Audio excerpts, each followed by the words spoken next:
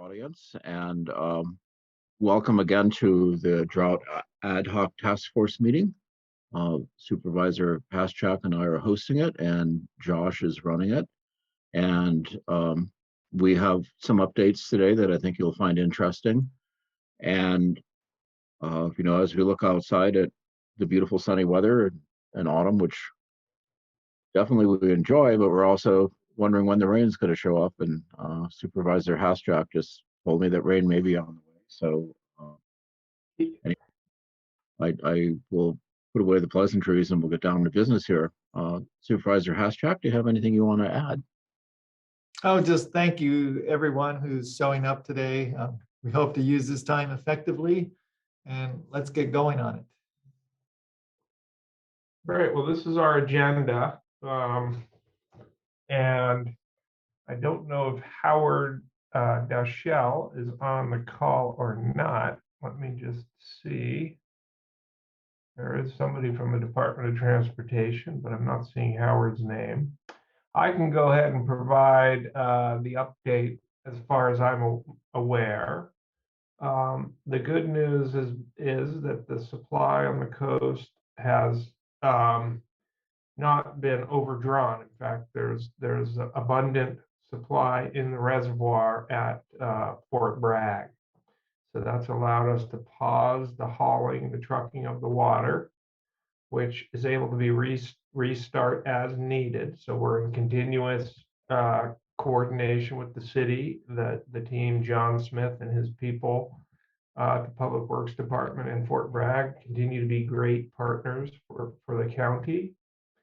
And our records indicate that somewhere between 30 and 35% of the local haul loads those are loads taken from the storage tank the city operates on Highway 20 to local end users. About 30 to 35% of that is commercial. And so that remains sort of the trend that we've been seeing. And so the immediate urgency seems to have abated on the coast. And I think there are a number of factors having to do with increased flows in the Noyo River and the cooler temperatures and all these other things combined to make it be a little less urgent than it was a month or more ago. So the good news with the hauling program as it was approved by the funding to support the hauling as it was approved by the Department of Water Resources is that there is we have, I think, until February of 2023 to utilize the funds that have been allocated. So that means that if it becomes necessary to do a similar program next year, we won't have to go through the extended approval process to get the funding reallocated. Was there any questions or comments on that one from either of you? So Josh, first of all, it's great news that they're able to catch up. So was it because of the increased flows in the Noyo, or was it because less demand, or was it because of desalination, or do you know the? No, so those are all good thoughts. My understanding is that there was something's up with my camera here, so I'm kind of blurry. I'm gonna see if I can get it to restart. It's been malfunctioning, but anyhow, don't mind my blurriness. It's not blurry in the head; it's just blurry in the face. But anyhow, there was a large volume of water that was brought over through the haul program. And then just the demand, the local demand was not in excess of that volume. In fact, we had an excess volume that was there. So that means that it's sort of like a bank account that we can draw down. And the Noyo River flows have returned, although the city is still relying on this trucked water bank account to meet the local needs. And indeed, they did receive and install a package desal plant, there was a kind of formal ribbon cutting last week with the city. That was provided through a lengthy process in collaboration with Cal OES and the state water boards. And so that program, they operated the plant for about 4 days while they had adequate high tides. You know, the plant is meant to desalinate brackish water that gets backed up into the Noyo. And so they operated for about 4 days and just proved out its capacity that it's fully functioning. I see that Supervisor Hashak has a hand raised. I do see our good man Howard Deschel is here as well. So John, what do you have? Well, I was just going to add about the financial part of this. You know, the $2 million grant we got committed by the state and that you referred to, and then how much money we've spent. And since Howard Deschel is on the line now, he can probably talk to that aspect, because, you know, people need to know that the county committed 1.5 million out of the PG&E funds to pay for this, and yet we're not using that. So Howard probably has more specific information on how much we've used of that so far, with the intent that we are going to reimburse that PG&E fund with when the budget is considered later in October, I think. So Howard, do you have any update of how much money we've spent so far on the program that we will not get reimbursed for? So I'm looking that up, and I'm sorry, you know, I clicked the link on the invite and then it wasn't working, so I came back out and clicked the one in the email. Let me look. It's going to be in my director's report. There we go. Oh, that's not it. I'm looking. Not that you're on the spot or anything, Howard, don't worry. Yeah, we can. I think, well, I could do some quick math on it. I would say that of that, the board's money, we probably only spent $100,000 that won't be able to come out of the DWR grant. And that's an estimate, might be a little more than that. But yes, there'll be quite a lot of the money that the board had made available that we won't have to use. Yeah, so that's great news. So anyway, I just wanted to make that point. Thanks. Okay. Great. Well, then we'll move on to the next item, which is just a notice for those on the call, and that we are hosting, the county is hosting in partnership with Department of Water Resources, the State Water Quality Control Board, LACO Associates, Mendocino Resource Conservation District, and yours truly, RGS. We are hosting a county water agency drought funding workshop tomorrow from 1 to 2:30. And we'll have presentations from all those mentioned. And it will cover the Small Community Drought Relief Program. That's the one that funded the hauling of the water to the coast and has remaining funds available for our small community needs. Then we'll hear about a new program that's just being released called the Urban Multi-Benefit Program, which will make available another large tranche of dollars. And so this is really hoping to get local agencies and partners in the process of drafting their grant materials so that some of those money can come here to Mendocino. Excuse me. So Josh, Yeah. if a person's watching, how do they get this Zoom meeting address? Well, we've been sending it out through our Mendocino County Water Agency newsletter on multiple occasions. We've also sent special notice to, I think we have about 640 people on that list. We've sent it out through the our colleagues at LAFCO, and it's here. So maybe what I'll do is be sure to email this slide presentation to the board clerk. I know I probably should have done that ahead of time. I might get my hand slapped for that, but I will go ahead and do that so that people can get it there. And it probably is even on the county's calendar. So I'm going to just double check that too. So let me just see here. Maybe someone from the board clerk, could you confirm that? I'm currently checking the Oh, county calendar, but I do see someone left a comment saying that it is on the event calendar, but Great. I'm also checking just to verify. Thank you, Anthony. Great. Uh-huh. So yeah, what, you don't want to take this down in a quick scribble? Come on. Yeah. So is it in the chat? Oh, we can put chat in there. Maybe someone from our team Yes, could put it in the chat.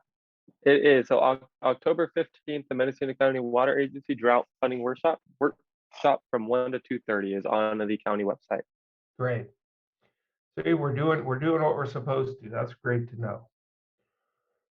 So yeah, so that'll be available, and we hope everyone can attend. Really, there's going to be a wealth of information. There'll be folks from the department firsthand to answer questions. You'll get kind of experienced guidance from the LACO team and the Resource Conservation District, and should be a great way to spend the afternoon tomorrow, part of the afternoon. So this is the part of the program where we look to call in members of the public and our partners who are, dealing with the water circumstances in the region. And I think today we would like to begin with a couple of particular panelists that we've spoken with before. John, do you have your hand raised there? Yes, sorry about interrupting. No problem. I got a text asking the question, is the meeting tomorrow, about the grant, the funding opportunities, just for local agencies related to drought assistance, or is it for local businesses as well? It's for public agencies, nonprofits primarily. I do not believe there are grant opportunities for businesses in this program. Okay. But I would advocate that folks who are interested can attend, understand the information, and then be supportive partners with the local agencies and nonprofits operating in your area. Okay, thank you. Yes. Okay. So so next, I would like to first go to I know we've asked Elizabeth Salomon from the Russian River Flood Control District to kind of give some comments on the status of water at Lake Mendocino and some of the efforts that they've had dealing with collaborative water management. And then Janet Polly also will be joining us to talk more specifically about the situation as it stands today in Potter Valley related to the Potter Valley diversion and things like that. So great, there's Janet. So maybe we'll start with Beth and then go to Janet. Hi, everybody. Just for those of you who don't know me, I am the general manager of the Mendocino County Russian River Flood Control and Water Conservation Improvement District. One of the things we do is manage the stored water in Lake Mendocino that is allocated to Mendocino County. And we participate in many other activities as well, assisting in water resiliency and water supply to agriculture as well as community water systems. So Josh, I think what you, I got kicked out of the meeting to get in as a panelist, so I kind of missed the intro. I did send photos. I didn't know if those got to you. Okay, let me see. I'll stop sharing and bring those up shortly. Give me just Okay, a and while moment. you're doing that, I can give you a little bit, I think one of the things you asked me to talk about was how the flood control district has managed this year's dwindling water supply. Right. And what we've done is we've worked on a water demand management program where normally our contractors would be able to divert water from the river whenever they chose. We weren't really involved in how or when they would do that, what time or how long or what rate. This year we worked with each one of our customers to schedule them. They are diverting at the lowest rate possible to minimize the impacts on the flow of the river, as well as scheduling them so not everyone's taking water out at the same time. So the idea that we were aiming for, the goal was to help maintain the static flows in the river. So we weren't seeing spikes. When we see spikes in the gauge readings along the river, then the operators have to release more water from the lake in order to keep the minimum, the lowest point, at a certain compliance point. So working with them, we were able to maintain this, which not just saves water from the conservation efforts of our customers, which was about 50% on average across the board, but it also helped retain more water in Lake Mendocino, so they weren't releasing what we call buffer flows. Again, it's just kind of like bumpers on the side of the bowling alley. You know, it's just like trying to keep you in a lane there. So that was really successful. Hopefully, we won't have to keep doing that every year. We'll have sufficient rain. So on the slideshow here, what we'll see, these were photos I took at Lake Mendocino a couple of weeks ago. This is coming off of the north boat ramp around Highway 20. And as you can see, if you haven't been up there, there's just a whole lot of nothing. This is the inflow from the East Fork Russian River where it meets what is left of the lake. And then this is my friend's leg that gives you a perspective of the size of that dwindling inflow. Now, this inflow was based, go back just one more, Josh. This inflow was based on the diversions from the Eel River that PG&E supplies to Potter Valley Irrigation District, and whatever buffer flows they have. So anything that they don't pick up, that they reached their allotment last week. Janet may plan on talking about this more. So I'm going to go back up there this weekend. I'm guessing this flow is probably even smaller now. That would be my guess, unless something has changed. And then this last photo here, for those of you who don't know, this big tower here is the Redwood Valley County Water District intake. And move your cursor down, can you point to those tube things right there? That's where the water actually comes in, and then it moves into that tower where it's like a well in the lake. And as you can see, they are now suspended over the lake, over the water, which means Redwood Valley can physically take no more water out of the lake. They haven't been taking water due to water rights issues and curtailments. However, in an emergency, that would be water that would refill their pond for fire suppression. And so the last time they were able to refill was after the broiler fire, I believe. And now there is no more option. So that's something they're keeping a close eye on, making sure there's enough water in that pond for fire suppression. So stark conditions. Very stark. And I don't have any good news about the water supply in Lake Mendocino. However, I don't have any confirmed news, so I'm not going to raise panic about things, but all I can say is we're doing everything we can, and working with the State Water Resources Control Board and emergency services, we're preparing for the possibility of another dry winter and what that will mean for water supplies for human health and safety. I'll pause there. I would ask not to be kicked back out in case there are questions. Ben, Okay. did you have a question for me? Well, two questions really, or a question and a comment. The first one is, why do they place the water intake so high? Or are we looking at the bottom of the lake right there? That's the bottom of the lake. Yeah, normally those are pretty far under the water. Okay. I think the only other time that they were exposed was in the 14 drought. I'm not even certain they were exposed then. It's quite unprecedented, actually. Yeah, Wow. and Well, that's just a little that's pool of water there.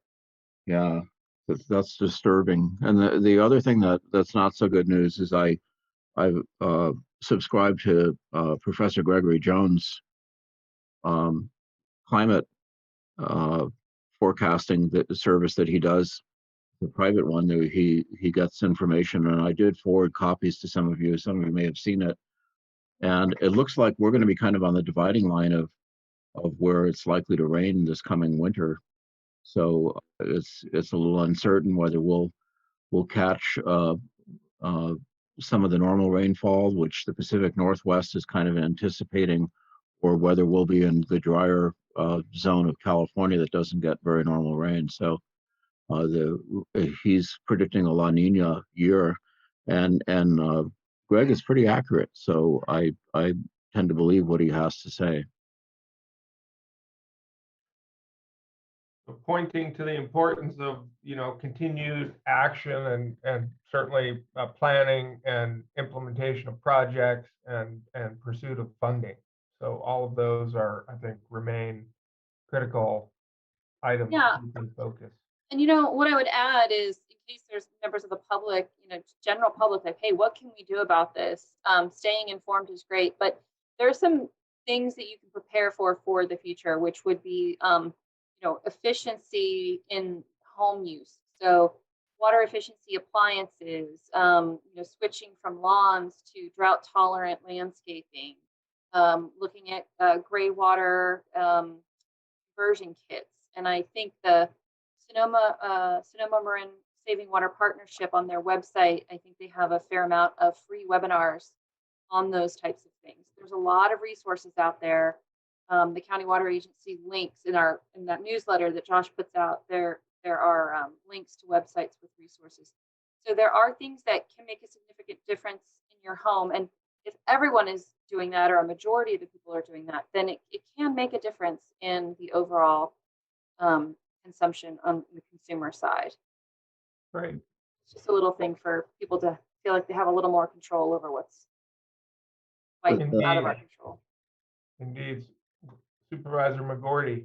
So as somebody who lives on limited water resources, the best investment we made were front loading washing machines, because they use a fraction of the water that top loaders do.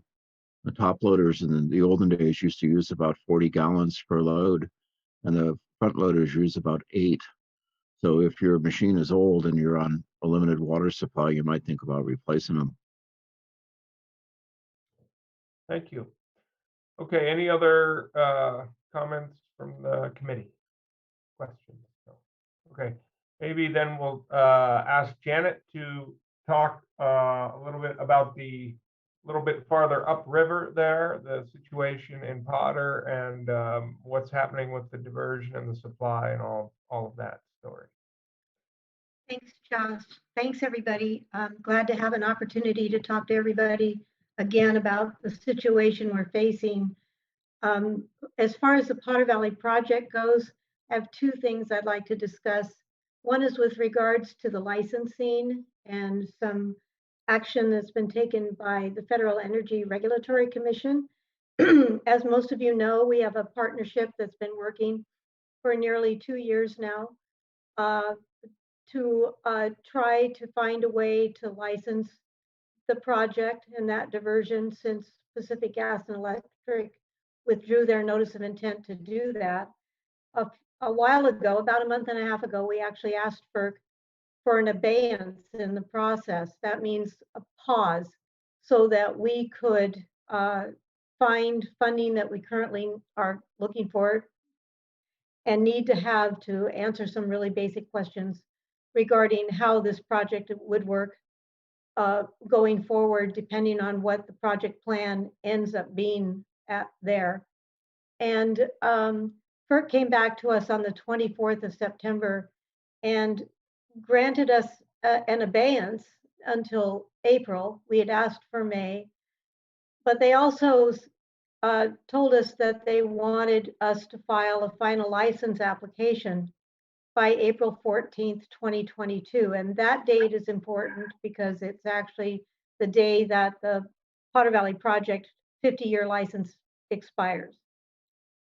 The problem with that request is that without funding and without the time to complete the studies that we need to have done to understand what the ramifications of various project plans look like, it's virtually impossible for us to come up with a final license application by April 14th. So we, as a partnership, are working on other options. We're still looking for some funding. We're having conversations and we'll be with FERC, et cetera, as we move forward. We have a couple of opportunities coming up where FERC is requesting more information from us. One of those deadlines is in November and one is in January, and we'll keep moving forward. The letter that came from FERC suggested that if they don't receive a final license application by April, they may ask PG&E to begin a surrender process on the license. And if that were to occur, it would be absolutely new territory for us, something that we will have to have long conversations about and a better understanding of what it really means. So that's one issue with the Potter Valley Question project. for you, Yeah, Janet, Josh. if I might, just Sure. like what kind of funding is needed to meet your planning and kind of feasibility study needs? Well, when we first took over the notice of intent to license, there were a whole series of studies that were required by FERC in that licensing process, and they were going to cost anywhere from $8 to $12 million. When we acquired the notice of intent, those studies stayed in place, but the focus changed a little bit. And it started to include other options for the project, including passage at Scott Dam, which also included as an option the removal of Scott Dam, forming Lake Pillsbury, modifications of Cape Horn Dam. And then there are some really basic questions that are still unanswered with regards to the existing water rights at the project and how they might change or be modified with any potential changes in the project. The costs of maintaining the project as it is or as it may be modified. All of those things are questions that we have, and as potential owners and licensees of the project, we need to have that information before we can really move forward, certainly before we could prepare a final license application. So we're looking for several millions of dollars worth of funding, but more immediately just to get through due diligence and find answers to the really basic questions that we have. We're talking about $3 or $4 million in funding. And then the time it would take to actually complete the studies that need to be done. Okay, thank you. Okay, and let me talk about the second issue with the project, and then we can come back for questions if anybody has any. We learned last week, we knew that there were some problems up at the Potter Valley project at the powerhouse itself with their transformer bank. PG&E has not been able to produce power for most of the summer because of the drought variance that's been in place since the drought is so severe, as we all know. PG&E has not been able to divert the water supply that they normally would during the summertime, and certainly not enough to sustain power production. And so while we were aware that they had a problem, we learned last week that the problem truly is that their transformer bank is no longer functioning. We also learned, and now this is public information, that their estimated cost for repairing it is somewhere between $5 and $10 million. We also learned that the time it may take to actually do the repairs is 12 to 24 months. The problem with that is that, and it's not an issue right this minute because right now there's only 10 cubic feet per second coming through the project because of the drought variance. And Beth showed you a picture of that inflow to Lake Mendocino. It's substantially less than what she showed you in that picture today. But during the winter time, and to get this variance relaxed, if we get enough rainfall to fill Lake Pillsbury up to 36,000 acre feet, the variance will be removed. And under normal circumstances, PG&E would be able to divert up to about 270 or 275 cubic feet per second through that project, which actually runs down the east branch of the Russian River and fills Lake Mendocino. It's a critically important part of the water supply for Lake Mendocino. With the power plant being out, PG&E cannot physically divert water at that rate through the powerhouse and through the turbines. They can't disconnect the turbines and they can't put the water through with the turbines in place. They do have a bypass around the powerhouse. And right now, what they're anticipating doing is releasing the minimum flows they're required to. They have actually a fishery requirement of a release below the Potter Valley project during the winter time.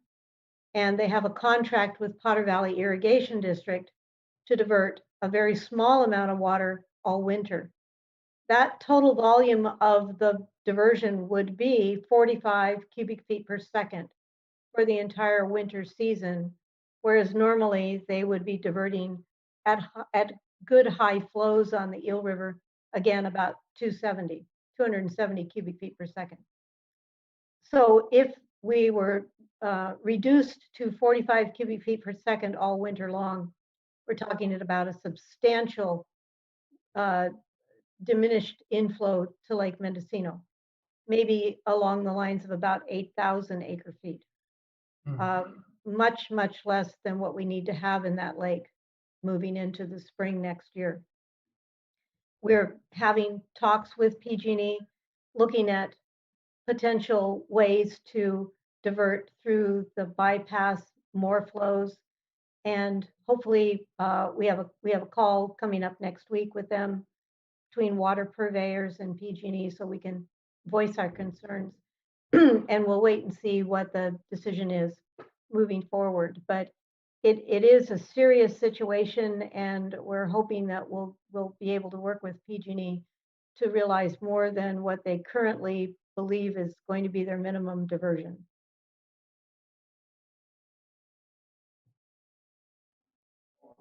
Thanks, Supervisor Hashak raised his hand, manual style.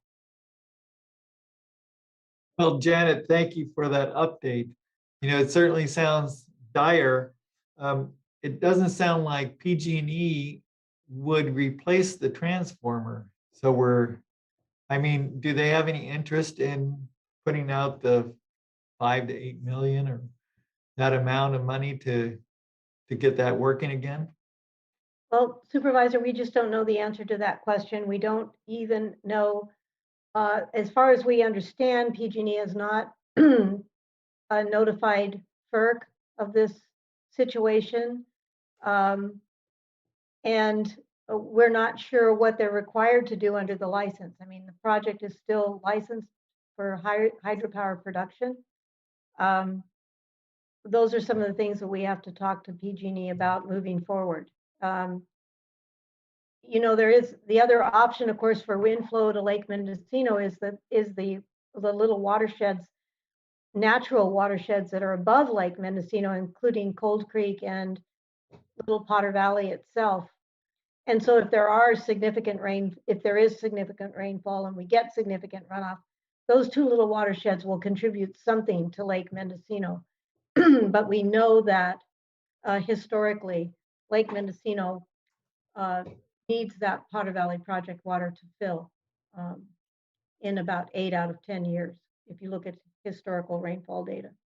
So we don't know the answer to your question with regards to what they're going to be required to do. And just one more question, if I could. Sure. With the final license application and, the cost for that, and, it doesn't look like we'll be able to meet that April deadline. And, if PG&E has to quit claim their license or whatever it's called, what would happen at that point? FERC Well, takes those it are all, over?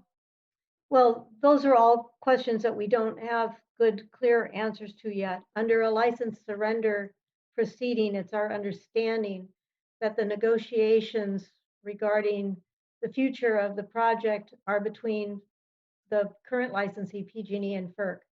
The partnership that we formed has been working with FERC. We would no longer have that status. We would have intervener status like any other group or entity that wanted to make comments regarding the process moving forward. But we don't have a clear understanding of how surrender would work, how we actually could attain a two-basin solution, which is what we've been attempting to do now for quite some period of time. And that means equal value and restoration projects on the Eel River, fishery restoration projects, and water supply reliability on the Russian River side. So it really puts our ability to accomplish the two-basin solution in question simply because we don't understand the process and what actually our role might be in a surrender process if we're forced down that path. Well, thank you for your work on this. Just, I know Elizabeth has a comment, but if I might just ask one maybe simple question, but it would seem here that, there's plenty of strategic alignment with a heavyweight to the south with the Sonoma County Water Agency, and what kind of coordination is happening, and is there anything else that the county might be able to do to support that effort? Well, as you know, the Inland Water and Power Commission is a partner in this licensing, and so is Sonoma Water. Mhm. And Sonoma Water has been a stalwart partner with us in protecting interests on the Russian River side of this project. I can't tell you how much time and effort they have put in at this point, particularly allowing the partnership, to use their extensive staff and expertise in hydrology and fisheries biology and all matter of in-house scientific work that they've done. Besides the fact that they have a legal team that's been working with our legal consultants, and it's been quite an amazing effort, and we continue to work together and will into the future. I think that the main thing for all of us to do now is to simply try and gather as much information as we can about what the process looks like potentially. We don't have enough information, obviously, to willingly support surrender of the license at this time. We don't know exactly what it means and where we need to go. And our basic bottom line goal is to secure water supply reliability. And Sonoma Water has that same goal. And so we will be working together and continue to work together. Great. And Supervisor McGordy, you're representing the county on the Inland Water and Power Commission, is that right? That's correct. you know, we are definitely looking at our political options as well. So there's discussions going on with Congressman Huffman and Senator McGuire, and also James Gore from the Sonoma County Board of Supervisors. So we're we're looking for all possible angles as to how we're going to maintain water, a water supply. So we have to keep our eye on the ball. That's our main concern. And this is sort of a funny process because we really don't necessarily want an electrical license. What we want is water. And FERC, of course, that's what they do, is they license everything from nuclear reactors to hydro projects. So they're kind of an odd agency for us to be working with. They're not in our normal walk of life like the State Water Resources Control Board or the North Coast Regional Water Quality Control Board. So there's a certain amount of awkwardness because of that, and their culture is not one that we necessarily understand completely. So it's hats off to Janet. I mean, I think I would have given up long ago if I didn't have near the tenacity and the determination that Janet has for this issue. You know, she's a classic example of the citizen scientist activist, and you know, I really appreciate everything she does. Thanks, Glenn. Beth, Thank you. So just to touch back on the current water situation through the Potter Valley project, as Janet noted, normally we'd be getting about 270 cubic feet per second. If PG&E decides to use their bypass ability and not move water through the power production, but just to bypass it through for water supply, it will only be 135 CFS. So that's a significant reduction from the norm.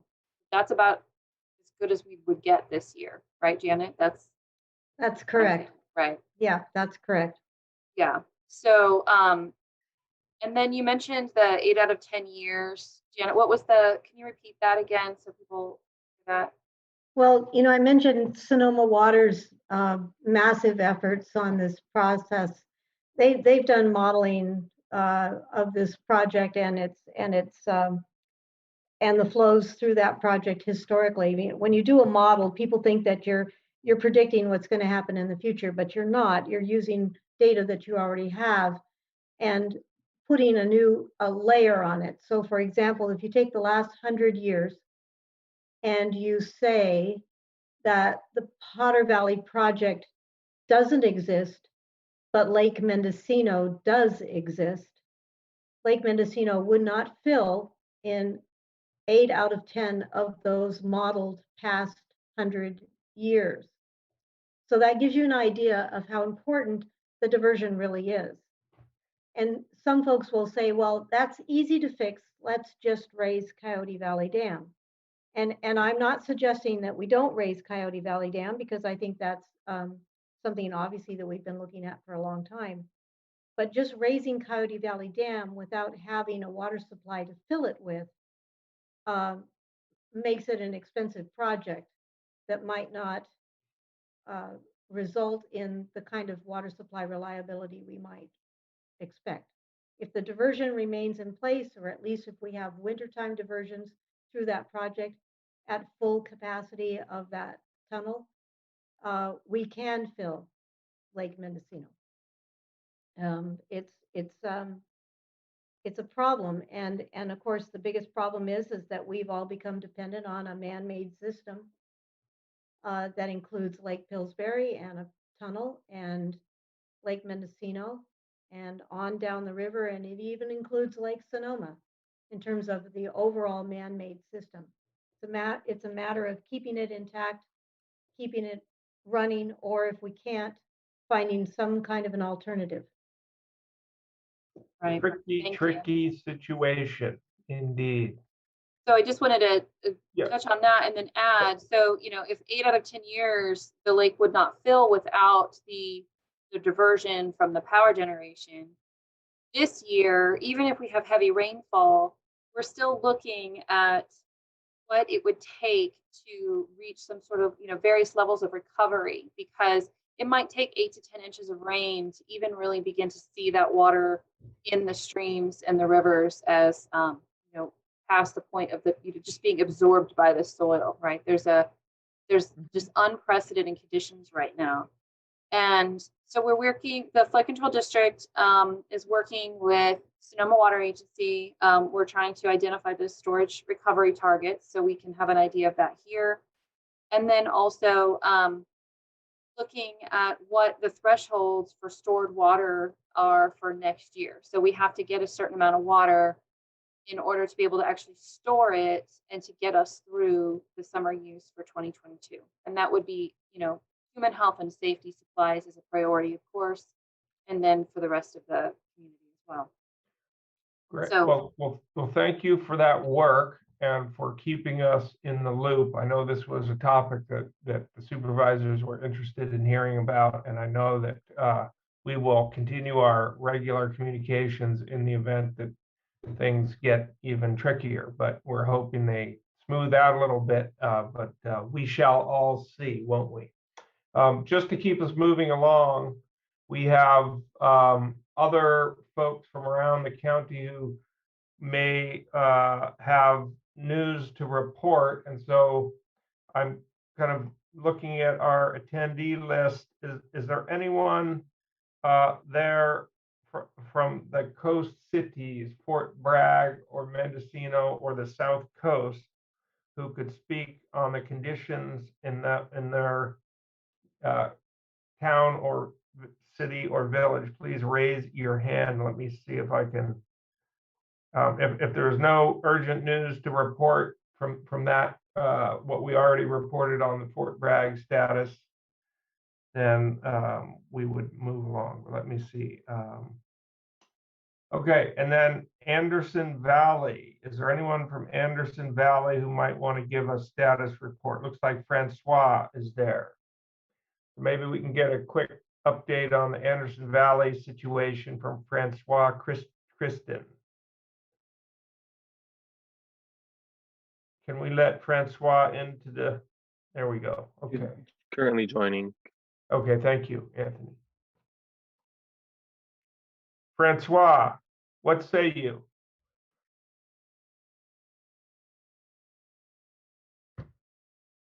Mute and unmute. Yep, I see, and start All right. video. Okay, Great. I don't have anything formal to report, except you've probably heard, or maybe you mentioned last month when I wasn't here, that for the first time recorded, the Navarro River is showing no flow at the 1 gauge on the river. We do have a small farm here that produces produce, and they're saying that the first time since 1850s, their spring has gone dry. And I was recently talking to a major vineyard manager, and I said, do you have any plans if we have no rain this winter? And he said, no. So, I mean, we're pretty well on our own here. We're not a water district, but I keep hearing anecdotal stories of wells going dry. And so that's all I have to say.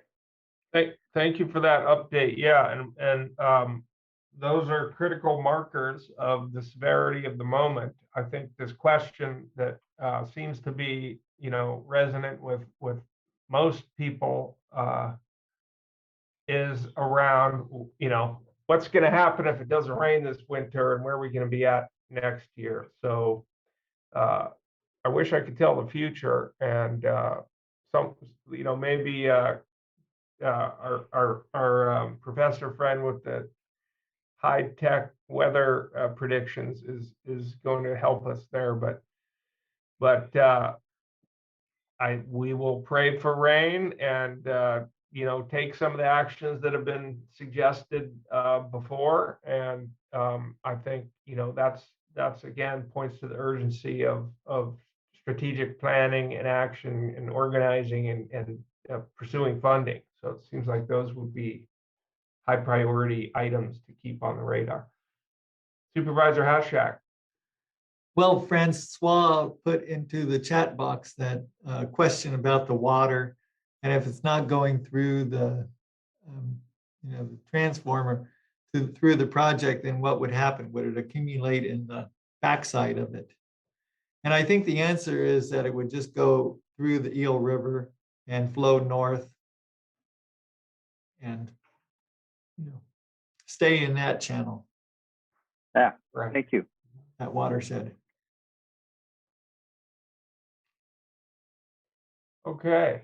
Well, thank you, Francois, for stepping in. This is a little bit of an ad hoc with our participants, but it's great to hear from people on the ground like yourself. So I would look for, is Tamara with us from Brook Trails, or anyone from the Willits, Laytonville, Piercy area?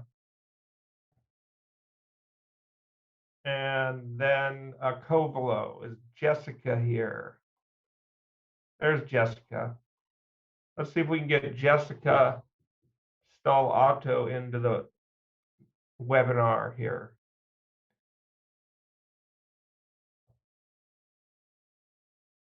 Hi there. Let's Hi, see. Jessica.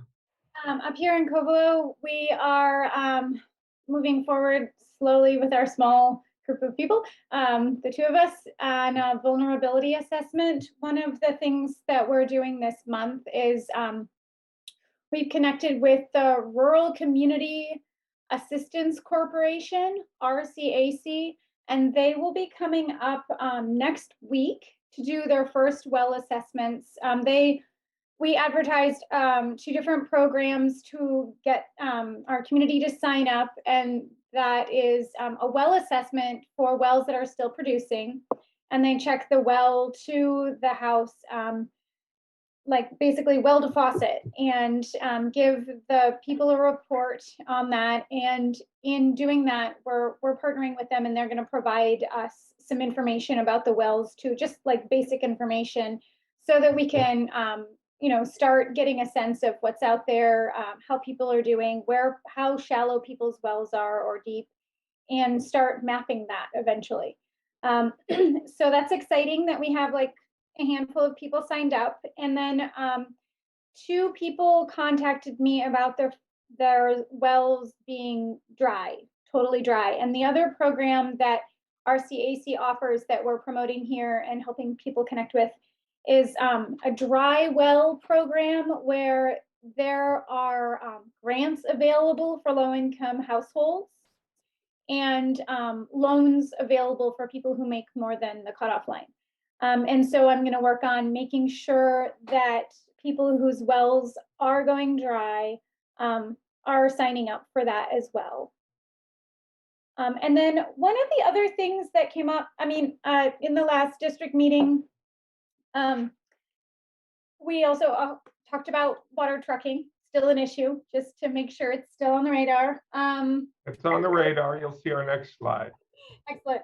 And then the other question that came up as a new idea that I wanted to toss out here in this meeting, because there's so many awesome people on this meeting, we're interested in exploring creating more test wells for the district that are not going to be like potentially lost, because right now they rely on unused wells that are on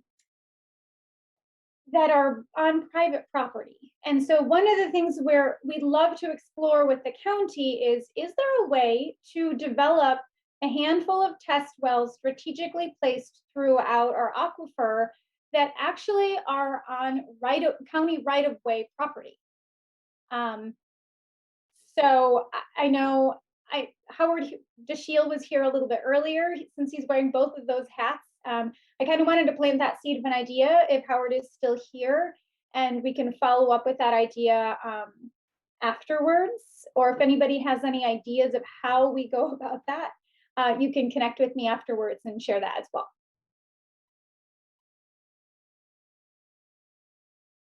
Well, looks like you say his name and Howard appears. Look at that. Awesome. Howard, do you have Well, anything to add here? And when they rejoin me as the panelist, I get cut off for a minute. So Jessica, what exactly was the question again? So I am, I'm working with the water district up here in Round Valley to create like a vulnerability study. And one of the issues that we're facing here is the test wells that are available that they test quarterly. To just remember, we don't have any municipal water supply here. So we're all on wells. So the district tests a bunch of test wells, but they're all on private property. And so they're all vulnerable to being, no longer available to the district for that long-term data collection. And we were, the district had the idea that, is there some possibility of exploring developing a network of test wells that are actually on the county right of way, so that they would, so the district would always have access to them? And you don't have to answer that now. But if Well, I can, because we've done that for the groundwater assessments that DWR put in. They just have to be drivable lid wells. They make a well they can install that's flush with the ground that traffic can drive over. Those are costly though, so I don't know if you're looking for a grant or whatnot. I think that the GSA was able to get a grant for those. So yes, as long as traffic can operate over them, yes, that is possible. Awesome. And who was the person that got a grant for those in the past? And could I be connected with them so we could follow up to get a cost projection to put in some kind of vulnerability study price tag for a project proposal? Sure, I have your email, and I'll, again, it was done by DWR, so I'm not sure we have the cost, but I will have someone get a hold of you who might know what that contractor charged for, you want it like a cost per well type thing, huh? Yeah, that'd be Okay, great. I'll see if I can find that and I'll email you. Awesome, thank you. Excellent. Making things happen in real time. What we try to do. Okay. Thank you, Jessica and Howard. Thank you for jumping in there. I think that covers our partner roundtable and keeping us online. Unless I'm missing anyone, we will have time for public comment. I see Mr. Almeida. We will give you time for public comment at the end, if that's okay. We have one other agenda item here, which is some of these policy considerations that are being contemplated by the supervisors, two of them here. To Jessica's point earlier, water hauling regulation and just the concerns over groundwater extraction in unmonitored parts of the county. So Supervisor Hashak or McGorley, do you want to say anything here on these two items? Well, Supervisor McGordy and I have met as our ad hoc, and we've met with county council and some other people from different water districts and from private haulers who haul water, legitimately, and we're looking at, what kind of regulations that we need to put in place for water hauling. So, certainly we're looking at, a prohibition of water hauling from like midnight to 5 a.m. It seems like if we're trying to cut down the water hauling that's going to illegitimate, unpermitted, cannabis grows, that seems like a pretty reasonable start. The coyote hour. Yeah. And we're also looking at what other counties have done about enforcement and, water hauling to illegal grows and what they're doing. So we're investigating some of those possibilities. And with the extraction concerns, do you want to take that, Glenn? Well, the extraction concerns are it depends where you are as to how much worry it is. So as an example, Northern Aggregates sells water from their Talmadge plant, and they move 30 to 40 truckloads of water a day from there. So they have a rather substantial well that pumps about 1,500 gallons per minute. So so far they haven't seen any decline in water volume coming from the well or anything. On the other hand, if you're in a neighborhood and someone's selling water and you're in a substantially smaller aquifer that where your well's pumping under 10 gallons per minute, you're going to be very worried about your neighbor moving that kind of water. Just as a point of reference, Howard, what was kind of the maximum number of truckloads of water that the Ukiah Fort Bragg water hauling project did? Well, we were shooting for capacity of being able to haul about 45,000 gallons a day to meet peak demand. There were a few days there that the haulers actually hauled about 100,000 gallons a day. So they can do a lot, but that's not what we need. Does that answer your question? I'm not sure I answered. Yeah, I think it is. So remember that a truckload is about 5,000 gallons. Is that what most of the haulers were doing? 5,000 to 6,500. The biggest tanks are 6,500. Okay, so they would have been doing about probably up to 20 loads a day, whereas right now in the that's about equivalent of what is going out most days from Northern Aggregates, which is one of the major water suppliers.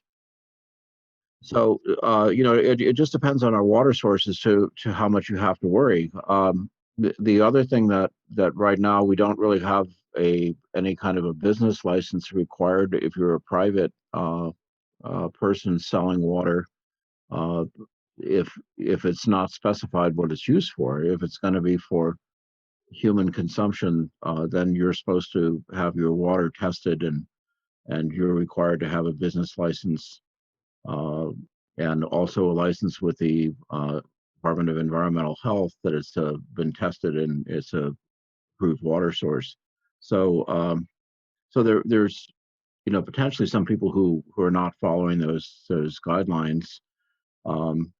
And at the moment, Mendocino County doesn't regulate it.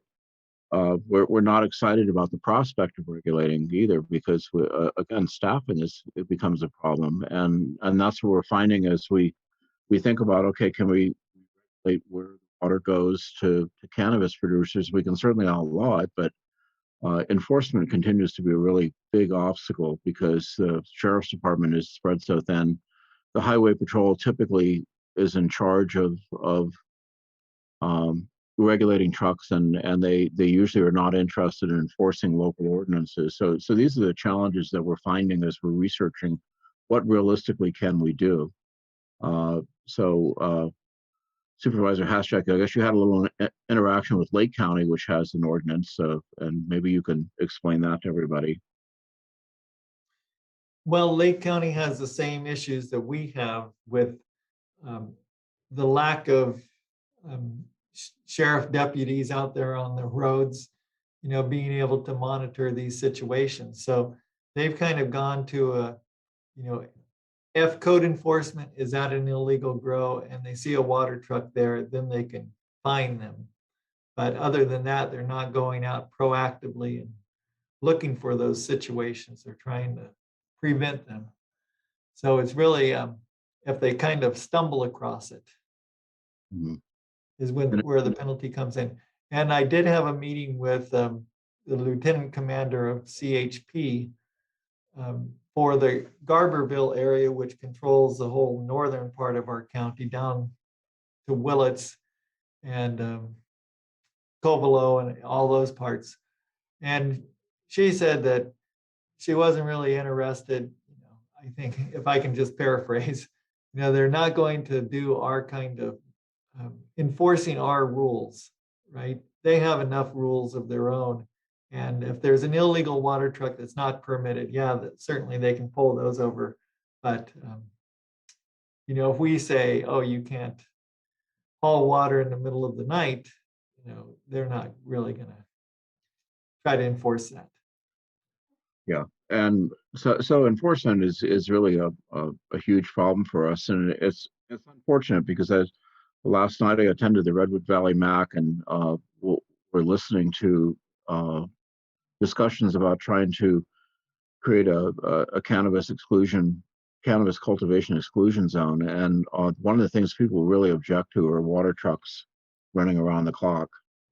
It's very disruptive, as people say. They moved out to the country for peace and quiet, and then they've got these noisy trucks going by at all hours, and then they're worried also about their own wells and water supplies because they're not really sure where they're getting the water from. So we recognize it's a big problem, and it's yet another very difficult thing for us to sort of get ahead of, in terms of what our resources are as a county to be able to enforce codes and traffic. So but that doesn't mean we've given up. We're still trying to work with county council to find out what's reasonable for us to do, and what might be within our ability to work with, you know, the water trucking industry.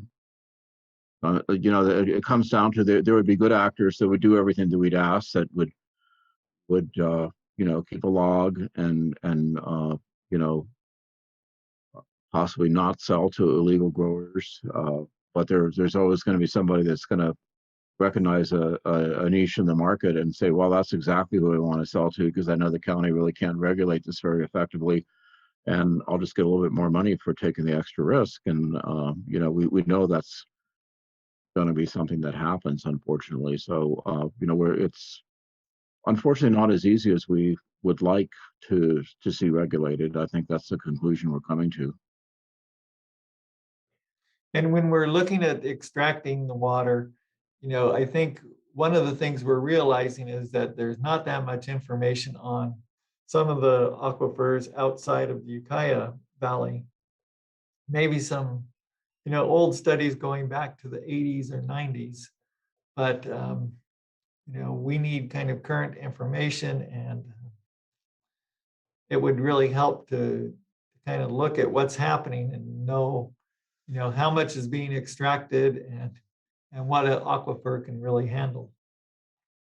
I think that's a great segue for two things. First of all, to encourage, you know, continued strategic movement in the county in terms of better understanding, you know, the groundwater resources across the county, not only in the Ukiah Valley, but in all these areas where people live, and pursue funding to support that. And, you know, the good news is at the moment, there's an abundant supply of funding that simply needs to be pursued in a timely way. So I think that's a bit of a pitch for people to come out to tomorrow's funding workshop and think about their projects. I'm thinking about Jessica up there. I hope you're going to plan to be there. And you know, I think it's not a bad idea for the county, in particular, to be, you know, getting in position for, you know, a strategic kind of countywide water resiliency program that includes, you know, kind of sub-regional level information gathering and using that to both, you know, identify priorities and actions that can be taken in the near term, but also set up kind of long-term monitoring capabilities so that 5 and 10 years down the road, we have better points of reference to be able to answer those questions that you're highlighting there. So unless there's any other discussion on this item.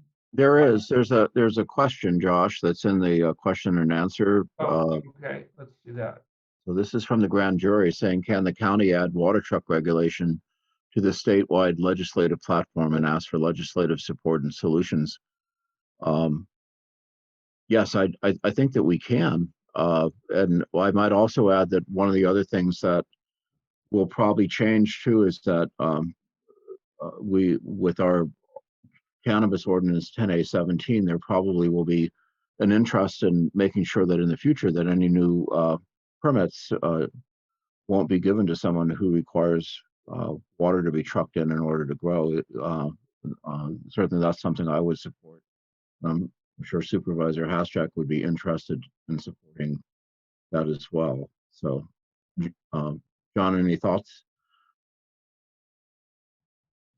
Yeah, I think you're totally right. You know, that was, seemed like it was a consensus of the board that we didn't want to be hauling water around this county for new cannabis grows. Okay, well, I think now we're moving to the public comment, and this is where anybody can reach me, but it's really supposed to stay up here, public comment. So if members of the public here would like to, there's our man, Mr. John Almeida. Thanks for being patient there and stepping in. Let's bring in John. There you go. All right, can you hear me? Yes, good afternoon, sir. Nice to hear you again. Thank you. Back at the beginning of the meeting when Janet Pauley was talking about the situation with Lake Pillsbury and how it fills Lake Mendocino. Of course, I knew this from living through the 76, 77 drought, seeing Lake Mendocino go down to nothing but a creek. And of course, we see it now. And in between those times, with PG&E wanting to abandon this project and the two basin solution idea coming up by Congressman Huffman, if anybody could see anything now with this drought we're having this year and the results with Lake Mendocino, they got to understand that this two basin solution idea is a solution for disaster. In the 1920s, Cape Horn Dam silted in. That's the only reason they built Scott's Dam. You have a two basin solution right now. So removing Scott's Dam would mean you have no basin except for Lake Mendocino, because that basin at Van Arsdale silted in. I worked 13 years of my career in that Eel River, Potter Valley area. So I know exactly what it looks like and what it's like. I think we need to get more people involved or convince Huffman that the idea of putting in a fish ladder or a different type of situation and turning this into a water project and forgetting about electricity is the way to go. And maybe to help that situation is to get a hold of Congressman Garamendi, get him involved, because Lake County is part of his district. And I think he favors Lake County's people, and they're not in favor of losing Scott's Dam. And I'm going to tell you that I worked 13 years in Ukiah, and my wife worked 21. And Willits is a bedroom community to Ukiah. And any failure that happens in Ukiah because of water will affect this whole county. We need to really be serious about changing some minds and perspectives on what's going on with Scott's Dam, because I don't really believe the environmental community up in Humboldt County really cares about us and our water situation. But it'll destroy this county if we don't have Scott's Dam feeding water down there to where we can continue to bring it across and into Lake Mendocino. Like Janet Pauley said, 8 out of 10 years we'll have a failure. And I think we need to look in that direction.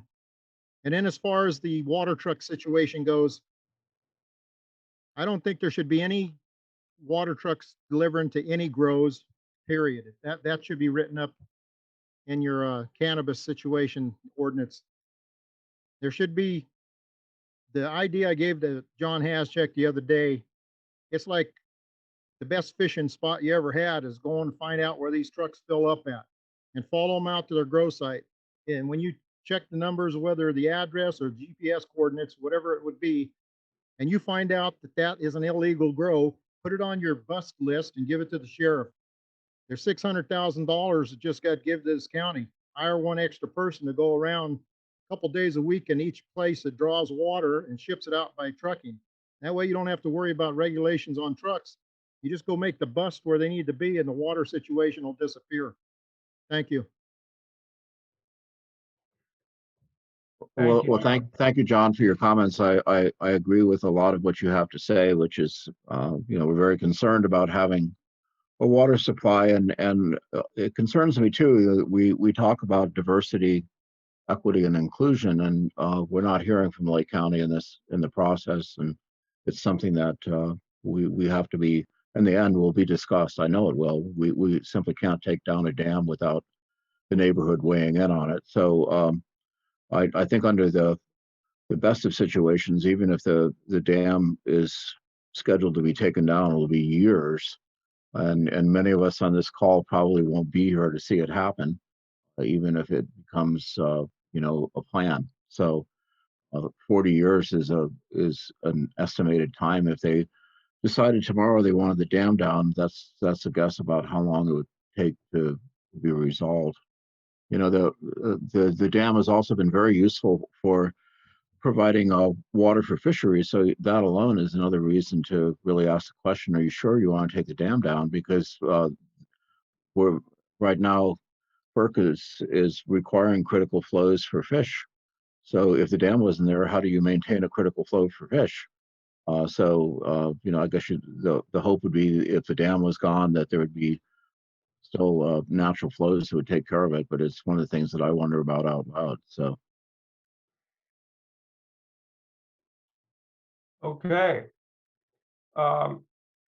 Thank you, Supervisor. Any other members of the public like to raise your hand in the Zoom function and join the conversation?